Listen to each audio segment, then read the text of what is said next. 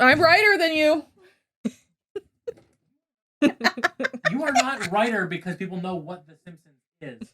It's not part of the zeitgeist the way the Marvel MCU is for the last 15 years. Okay, I was joking when I said I'm righter than you. Bull fucking shit you were. I was joking. Bull shit you were. I was joking this time. No, you were like, let's see if I can get away with this. And you were like, I'm righter than you. I was like, let's see if he'll come back in if I shout that. No, you were like, you knew I would come back in, but you literally pressed the button to see if I would do that. Well, not because you were joking. Hopefully we weren't recording. No, everything's recording. We've been recording the whole time. Incredible. Yeah.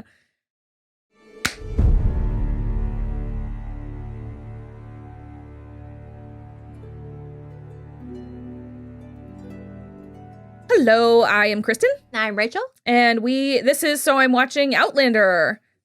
Season 1, Episode 3, The Way Out. So, Claire has been commissioned as the new Castle Leoch healer. And she is running around healing people. It's working out. It's working out so far. But she is still scheming to try to get out. Yeah, which, again, I have to say, ma'am, you're doing A-okay. Yeah, okay. Here's the thing for me. I used to live in Charleston, South Carolina, and for a while, about 11 months, I worked at a hotel in the historic district of Charleston. It was amazing. I made friends with a concierge, and he, hooked us up with tons of cool shit, and then also, in order for us at the front desk to, help him do his job, he would, send us out on, outings so that we could recommend them to people. So I went on a ghost tour with this one man. I don't remember his name or which ghost tour it was. What? I'm just already so excited and so jealous because this sounds like a fucking dream. Okay, so when we go, we're going to go on a ghost tour. We're going to go to Charleston. We're going to go on a ghost tour. Okay. So the thing about this ghost tour is the guy he would always just relay the stories, and he was like, I have never seen a ghost myself. And he was like, the reason why is because I want it. I want to see a ghost. And I was like, oh, so you gotta play hard to get. Yeah. No, essentially it's because it's the people who are unsuspecting who see them and are scared. But it's because you and I know how to react to a ghost where we're just thank you for being here, but please let me have my space and they'll be fine. So ever since then, I was 21, barely 21. I have known that I will never see a ghost because I want it too bad. Similarly, I will never ever travel through Standing Stones and go find a burly Scottish Highlander to be with from the past because I want it too much. Yeah. I'll never get taken to the fairyland. I'll never go to Hogwarts. None of this stuff is going to happen for me because I want it. I really want it. That being said, if it were to happen to me, I would nut the fuck up. Exactly. And just be like, this is fine. It's fine here. I can make do with this. And so that's the thing. That is my main issue with Claire throughout the series. Throughout season 1 is I'm like, stop trying to go home. Yeah. What the fuck is your problem? Exactly. You have this hot dude who just wants to have conversations with you and traipses around at a haunted kirkyard. And tells you stories of his childhood and then translates the bard for you. And nearly dislocates his arm again, trying to wave at her to get her attention. Ma'am, incorrect. Also, you are a highly valued member of the court now because you're a healer. You have a position. You have endeared yourself to this court. You are sitting fucking pretty as long as you don't accidentally poison someone or, make Colum more, and more pain. Yeah. Well, so she does make a misstep in this one, which is that she challenges the church. Again, part of her character. She's also fuck that priest. She's also correct. Is the point. I was telling Kristen, if I went in to give confession, because I grew up Catholic, if I went in to give confession and he was the priest, I would be like, you know what? I'm good. Yeah. I just know, I think I'm okay. Yeah. I'm good. And I would still take the Eucharist that Sunday because I don't really care.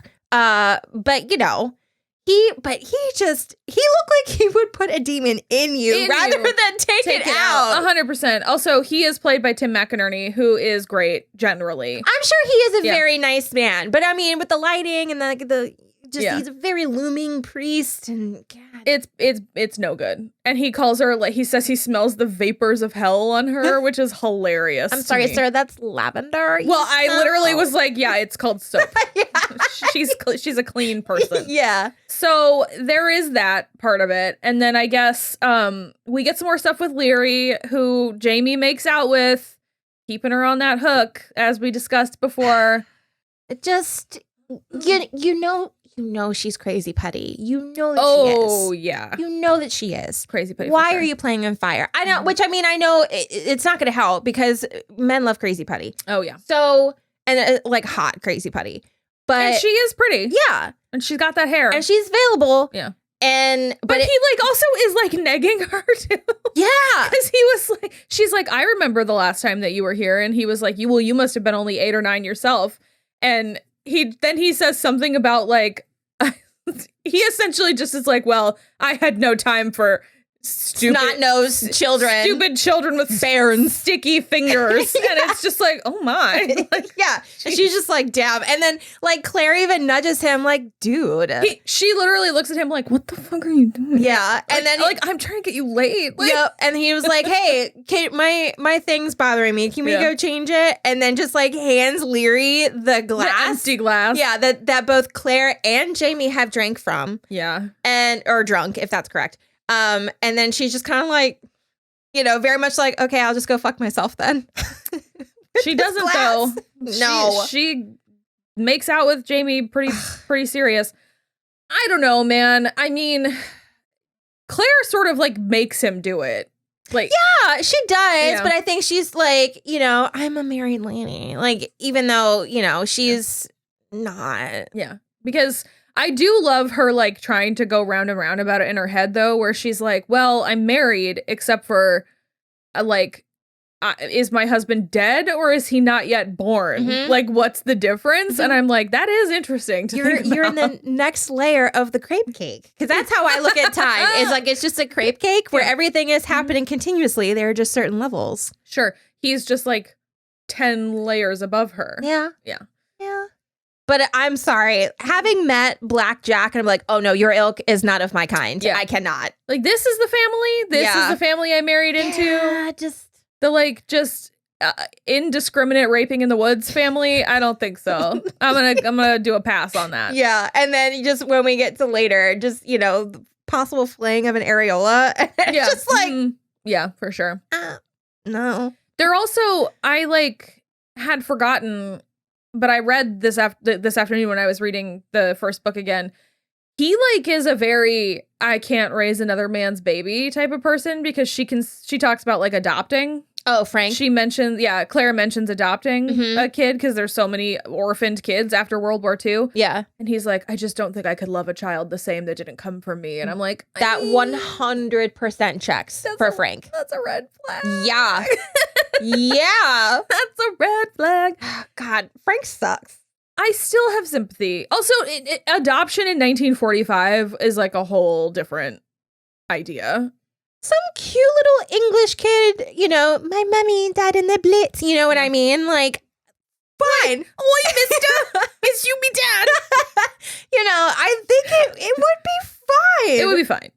To bring up the holiday, the cute little kids like, dude, Mr. Napkinhead. Like, of course, absolutely. I would be more than happy to take you in, you adorable cherub. For sure. Especially because what we know is that later he, in fact, does. You know what I mean? I'm just saying. Mm-hmm. So Claire teases Jamie about making out with Leary, and Murtaugh becomes immediately the biggest Jamie and Claire shipper in the world, where he's like, Jamie needs a woman.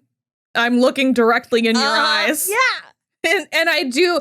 It's the sickest burn when he says Leary will be a girl until she's 50. And I'm just like, that's pretty have tough. Never heard a more apt description. Oh, yeah. Of that type of girl. Yes. Mm-hmm. Because I mean, we all know people that will be a boy child or a girl child until well into their 60s or 70s. Yeah. And it's just like, damn. Okay. It's not amazing. We love Murtaugh. Yeah. He's the best. Him. Also, Duncan LaCroix just sort of could get it. Yeah, he could. I'm into him. I'm into most of them, if I'm being honest. I would, because he has kind eyes. And I feel like he would be tender. Yeah. But he doesn't like really like do it for me. It's just, he would. It's the whole vibe. It's like physically he's not my ideal, but it's the whole vibe of Murtaugh that I'd be like, okay. He'd want to please. You could tell. Yeah. I like it. Just all of these men. Especially because he's had unrequited love for like his whole life. Forever. For his whole life. And she's dead now. So like it can't even get better. No. Yeah, it's amazing. So good. Justice for Murtaugh. I mean, Really? he doesn't really need justice. He's doing good. He's doing fine. I mean, they really did him justice in the television show. That's they for did. sure. They for sure did. So I think the other important thing that happens is Claire goes to town to hang out with Galus. They're spending a decent amount of time together. And I think watching this in retrospect is my favorite part because Galus knows something. Oh, she knows something's afoot. For sure. Especially the way she's like has all these leading questions where she's like, the way you speak, it would sound as if you've never heard of these punishments before. And she's just like, it's different there. And Galus, with the most sarcasm I've ever heard in a human voice, goes, in Oxfordshire. Like, no, not Oxfordshire. Yeah. So here is my question. Because Mrs. Fitz has been helping Claire like bathe and dress and everything. Has she not seen the smallpox scar? Even if she did, she wouldn't know what it was. It's a witch's mark. Just because it's a foreign mark on a body? Yeah. See, that's the thing is I am a witch. I've got them everywhere. So like I would be a witch. Apparently people didn't used to have moles. Oh. Because it's been a plot point in like so many things I've read. Well, and I have a red freckle. So I'm sure that would be, so weird. Where is it? I don't remember where it is. It's over here somewhere. And it's like, right there. Because so there is this it's like a 2-book series, The Pillars of the Earth and then World Without End, and in World Without End it's she like enters the convent instead of like standing trial because she has a mole under her pubic hair and they're going to examine her for a witch's mark, and if they find it then she's a witch. And I was like, pardon? Okay. And I was like, so I'm a witch? Like all of this? I mean, I am. Well, of course. You know what I mean? So, like, I mean, you're not wrong. Yeah. But, like, if I go back in time. Yeah. Am I immediately getting burned at the stake because of this? Like. One would hope not, because. No, I feel like. Okay. Now that you bring that up, I think if Mrs. Fitz had seen that mark on her arm, but it could be easily explained away as scarring. So. If it was a discolored scar, maybe. But it looks like she could have been like stabbed. Maybe. Which I mean, like in that period of time in the Highlands. Yeah. Because it's like marl or like gnarled flesh or whatever. But so I think if it were like purple, probably. But like in the show, it's a witch's mark. Like they use that as like proof. I think she uses that to signal to Claire. Only? Yes. Okay. No, she whips her titties out in the middle of the court. I think that was more proof. She does whip her titties out. Yeah, and then she's pregnant and she's like, I fucked the devil. I'm carrying his baby. All right. Yeah, I forgot she said I fucked the devil. Yeah, no, that was to signal to Claire. Okay. Yeah. All right. So, no, I think it would be fine. But yeah, I think if it were like purple or dark red, then she'd be like, ma'am. Pardon. Mistress. Yeah. So the Galus stuff in this episode is great because also we get her farting husband Arthur, and also the vibe that she's absolutely poisoning him. Yeah, which is incredible. I love it so much. He is just disgusting, and their whole I just love everything about her. She's such an interesting character, especially how she progresses and like. Where we go with her is like extremely fascinating, and I love everything that we find out about her, but this especially is that she like is doing so much stuff on purpose that you don't realize is on purpose yet. I love it. And I'm really surprised that she chose the fiscal or the judge in the village rather than trying to find someone within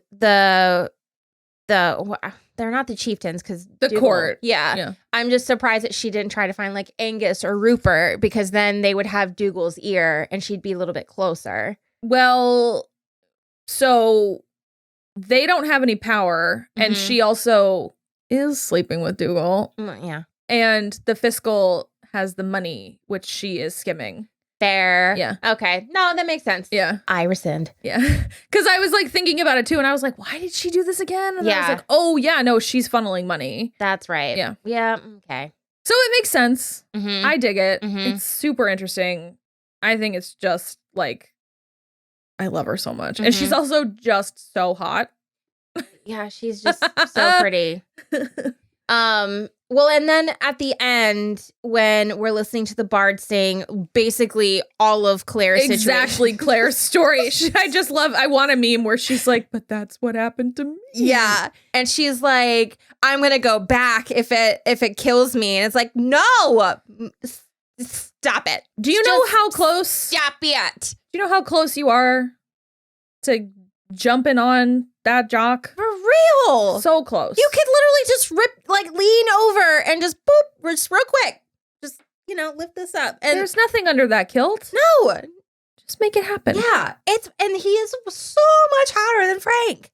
He is way hotter than Frank. Like, I do have a little bit of a soft spot for Tobias Menzies just because I like him as an actor, but like, there's no competition. No, but like already Jamie cherishes her. Like when they have that conversation about like how he didn't want to take have her change his dressing in front of Alec because he doesn't want Alec to see his back because it's different to hear it or to know it rather than to see it. And when Claire asks him why he's okay with her seeing it, and he was like, you don't make me feel bad about it. You show me pity without making me feel bad for it. Yeah. Well, no, you show you're sorry without making me feel pity. Yeah. And that is such a huge difference. That is also one of my favorite things he says to her. I love that so much. I just feel like there's already such a level of trust and understanding between those two. Just a level of intimacy between those two, even more than what she had with Frank. I feel like what she had with Frank was just so stilted. Even that little tiny bit that we had in the beginning.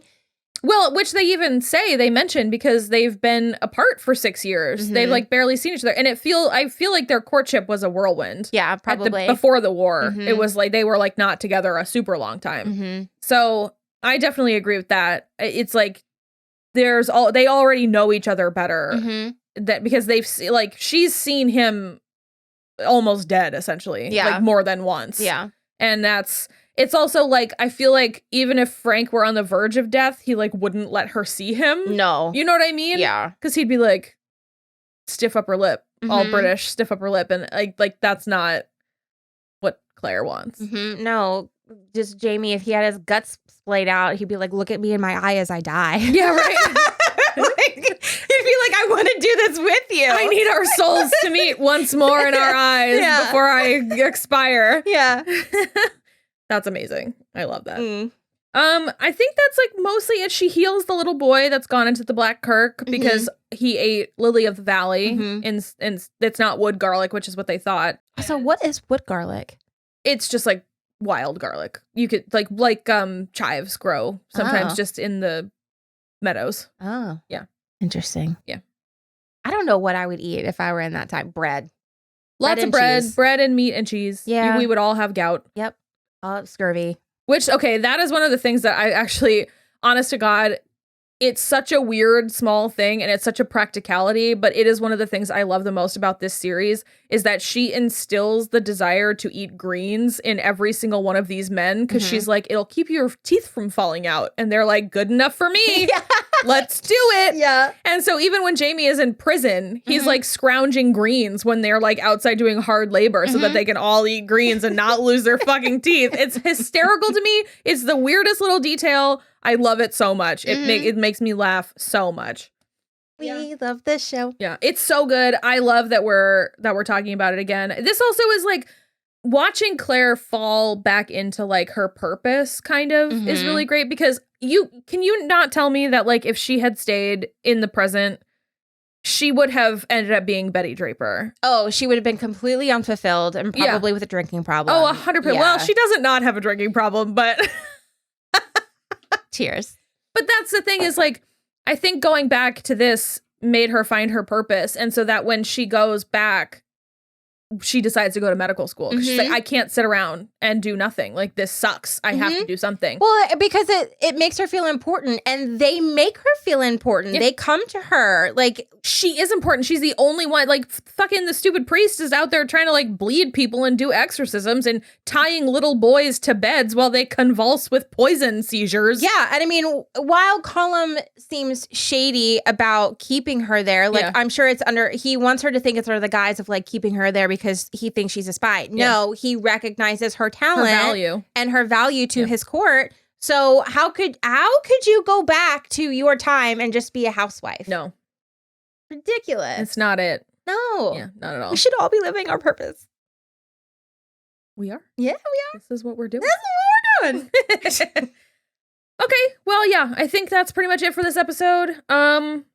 They do get that little boy off the pillory, which is cute. Oh, yeah. Yeah. The one that stole, I don't think we talked about that. Oh, yeah, he stole 2 biscuits, like American biscuits, like oat cakes. And Gaelus's husband was going to chop his hand off, which is fucking insane.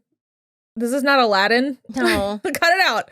Claire really thinks that she can get away with the shit that she does, you know, when they're willing to cut off a little boy's hand for biscuits. Yeah, no. Cool. It's yeah, no. ma'am. You can absolutely just fuck off whenever you want. Yeah. But they do conspire to do that, and then she asks him to conspire again to go to the Black Kirk together. And he does, and because that's the thing is, like, he, like, believes in the, like, old stories, but he's also like, I went to school, though. So I know what's real, but also I'm not trying to, like, be mean to them in their house. So yeah, I do love that. I love the mix that he has where he's respectful, but he's also aware. He's like, I'm educated, but, like, it doesn't hurt to, like, leave a bowl of milk for the fae. Just in case. Yeah. You know. We'll see. Yeah. All right. Well, yeah. So we're going to go watch the next one and we'll be back. Yay. Bye.